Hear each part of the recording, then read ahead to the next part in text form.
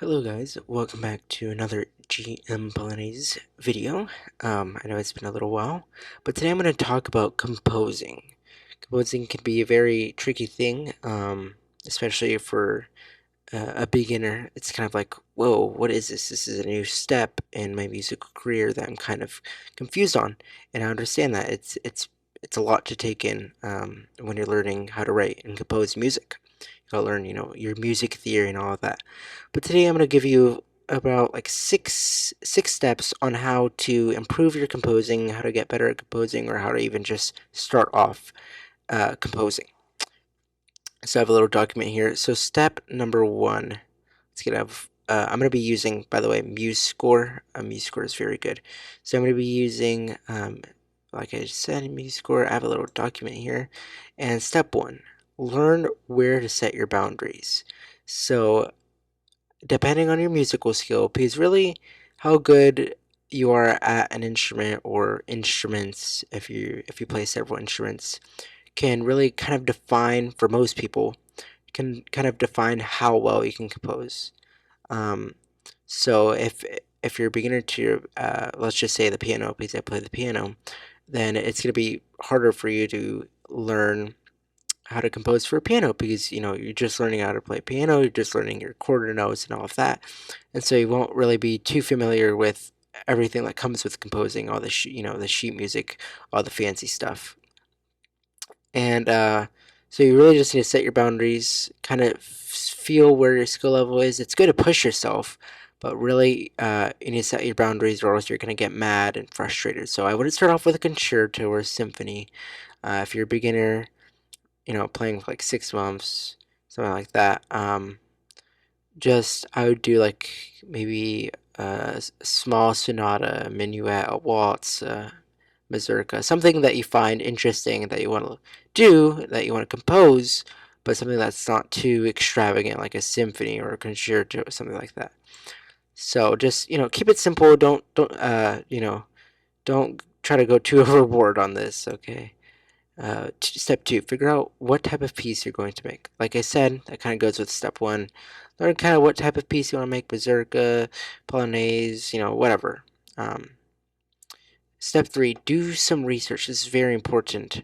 Um, do some research about, if you got to learn your skills and you can review your skills and all that. So make sure to do that. That really helps. Your chords and your chord progressions. There's a lot to it, but you'll learn it. And then there's sheet music symbols. So you got to really learn how your sheet music is, your staff, your bar line, your treble, bass, alto, sharps, flats, and all of that. Because whoops, this is how you're going to, write your music. You're gonna write your music with all this. So just, do some research, kind of learn your stuff, your music theory. You don't need to be learning, the hardcore music theory, like the super advanced stuff, but, get your mind refreshed. It's definitely going to help. Experiment around. So, uh, experiment around, just like, kind of just mess around in MuseScore, kind of do like, or actually, I'm not writing right now. Let's do like, let's do 16 for now, yeah. So like this.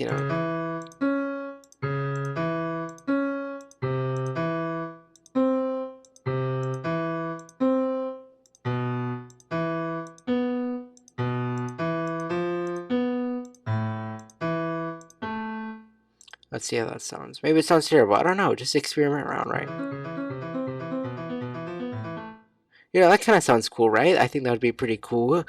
So just experiment around in MuseScore. Pull up the piano on keyboard. It's P. So just pull it up and experiment around with it. That's how you do it. And a thing that I missed for step three, for doing the research, um, I love.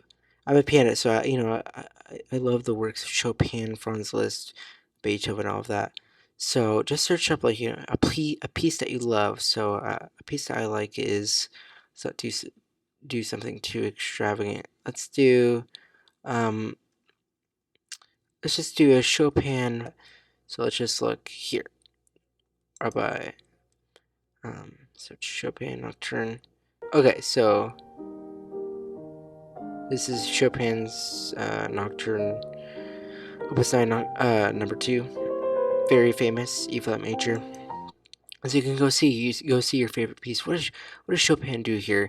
What does he do with his left hand? On the bass. Okay, dun dun dun dun dun dun. So kind of experiment around.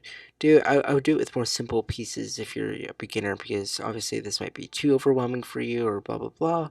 That's why it's always good to do research. Like I said, this all really ties together. Uh, let's do step 5. Don't stress too much about your piece. Like, you know, unless if you're like doing a commission piece, which I don't know why you're watching this, because I think you should already have a knowledge, a good knowledge about stuff. But just don't stress about it, because like 9 times out of 10, you'll be doing it for your own fun.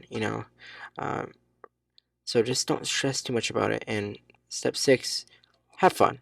Just this kind of ties in with step 5. Just don't worry about it too much. Have fun, because at the end of the day, it's a piece that you should love, that you should be able to look back in 5, 10 years and be like, I'm proud of that. That's where I started, or this is a certain point in my musical journey, and blah blah blah.